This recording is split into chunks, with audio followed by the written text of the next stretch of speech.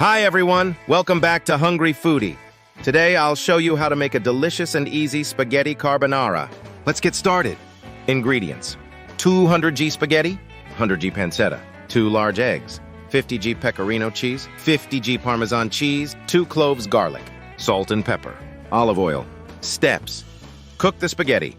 Boil water in a large pot, add a pinch of salt, and cook the spaghetti according to the package instructions.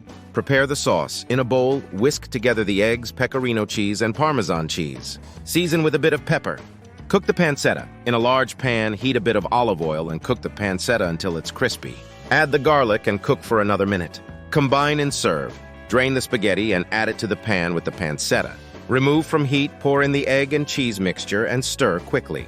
Serve immediately with a sprinkle of extra cheese and a bit of pepper. Outro. And there you have it, a delicious spaghetti carbonara that's perfect for any occasion. Don't forget to like, subscribe, and hit the bell icon for more tasty recipes. See you next time!